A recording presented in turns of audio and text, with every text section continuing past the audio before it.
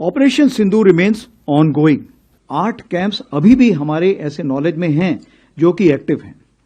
Operation সিঁদুর এখনো জারি রয়েছে বলে জানালেন সেনাপ্রধান জেনারেল উপেন্দ্র দ্বিবেদী। পাশাপাশি পাকিস্তানকে কড়া বার্তাও দিলেন তিনি। মঙ্গলবার সাংবাদিকদের মুখোমুখি হন সেনাপ্রধান। সাংবাদিকদের একাধিক প্রশ্নের উত্তর দিলেন তিনি। সেনাপ্রধান জেনারেল উপেন্দ্র দ্বিবেদী এদিন জানান, অপারেশন সিঁদুর জারি রয়েছে এখনো সীমান্তে কড়া নজর রাখছে ভারতীয় সেনাবাহিনী। অপারেশন সিঁদুরে পাকিস্তান ও পাক অধিকৃত কাশ্মীরের একাধিক জঙ্গি শিবিরে হামলা চালিয়ে 100 জনেরও বেশি জঙ্গিকে নিকেশ করা হয়েছে বলে দাবি সেনাপ্রধানের। Following the Pahalgam terror attack, a clear decision to respond decisively was taken at the highest level. Op Sindoor was conceptualized and executed with precision. Through 22 minutes of initiation on 7th May and an orchestration that lasted 88 hours up to 10th May, the operation reset strategic assumptions by striking deep, dismantling terror infrastructure, and puncturing the long-standing nuclear rhetoric. The army successfully destroyed 7 out of the 9 targets and thereafter played a pivotal role in ensuring calibrated response to Pak actions. As you may be aware, Operation Sindoor remains ongoing. Any future misadventure will be resolutely responded to. परंतु इस बार जो हमने कार्रवाई की, आपको पता है कि जम्मू कश्मीर में स्पेशली जिस तरह की फायरिंग हुई थी और जिस तरह से हमने उनको एड्रेस किया और तकरीबन हमने उनके 100 लोगों को जो खत्म किया, वो सब कार्रवाई जो हुई थी वो इसीलिए हुई थी क्योंकि हमने कन्वेंशनल स्पेस को बढ़ाया।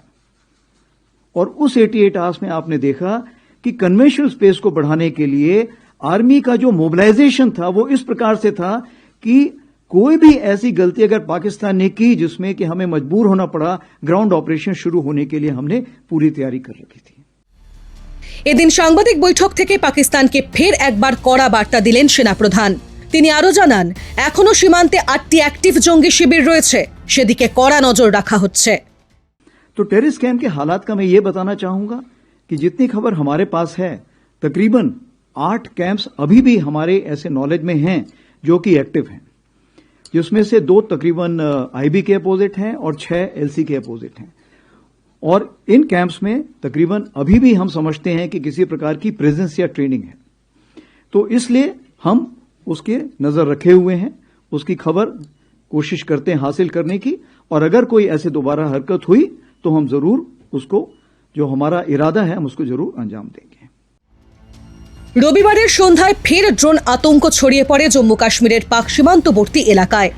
সাম্বা, রাজৌরি ও পুঞ্চ জেলায় আন্তর্জাতিক সীমান্ত এবং নিয়ন্ত্রণ রেখা বরাবর একাধিক সন্দেহভাজন ড্রোন নজরে আসতেই নিরাপত্তা বাহিনীকে হাই অ্যালার্টে রাখা হয়।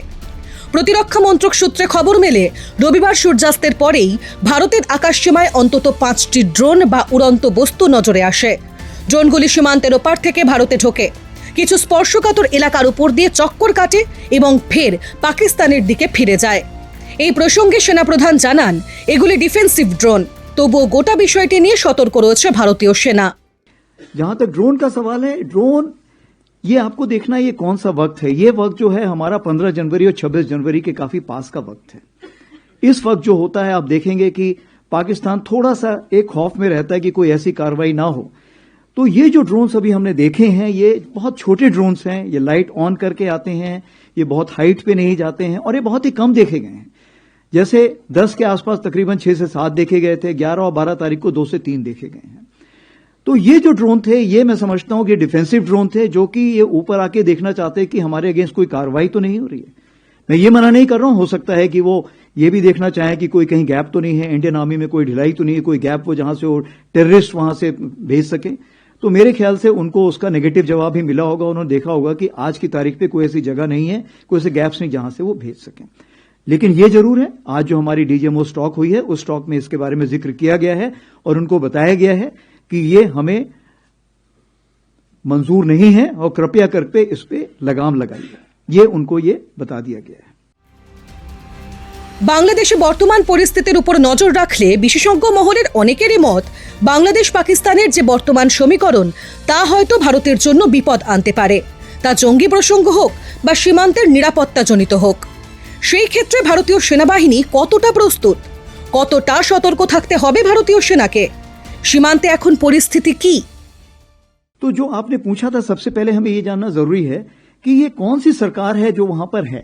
अगर वो इंटरिम सरकार है तो क्या जो वो एक्शंस ले रहा है, क्या वो 4 या 5 साल के लिए हैं या 4 या 5 महीने के लिए हैं। तो उस चीज को मद्देनजर रखते हुए क्या हमें उसमें तुरंत रिएक्ट करने की जरूरत है या नहीं, ये हमें समझना चाहिए। सबसे बड़ी बात तो ये है। दूसरी बात ये है कि आज की तारीख पे तीनों सेनाओं ने अपने अपने चैनल्स पूरे खुले रखे हुए हैं। भारतीय सेना ने तो मल्टीपल चैनल्स ऑफ कम्युनिकेशन खुले रखे हुए हैं।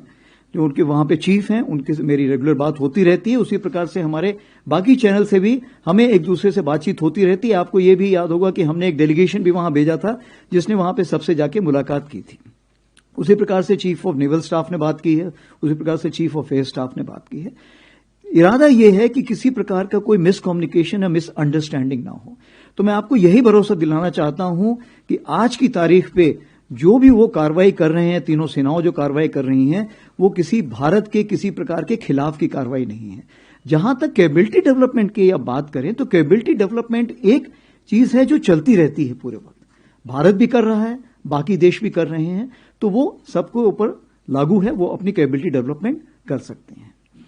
जहां तक हमारी तैयारी है, हम उसको क्लोजली मॉनिटर कर रहे हैं।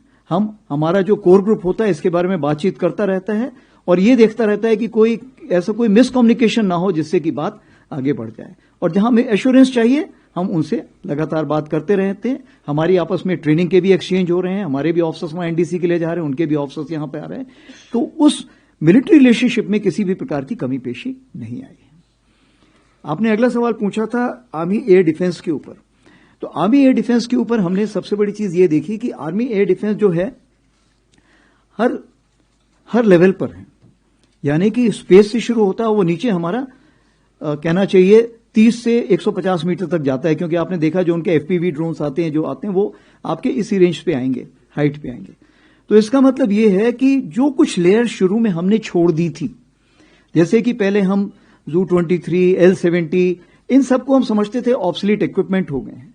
हमने इनको अपग्रेड किया था क्योंकि हमारी जरूरत थी। आज की तारीख पे उनकी अहमियत बहुत ज्यादा बढ़ गई है और उनको हम आर्टिफिशियल इंटेलिजेंस में अपग्रेड कर रहे हैं। उसी प्रकार से जो हमारे रडार्स थे, जो रडार्स बड़ी चीजें देख सकते थे, छोटी चीजें नहीं देख सकते थे, उनकी अहमियत तो है, लेकिन जो छोटे क्रॉस सेक्शन के रडार्स देख सकते हैं, जो ड्रोन देख सकते हैं, उनकी अहमियत बढ़ गई है। इसीलिए जो लास्ट हमारा फास्ट ट्रैक प्रोसीजर था, इसमें हमने LLR काफी खरीदे हैं।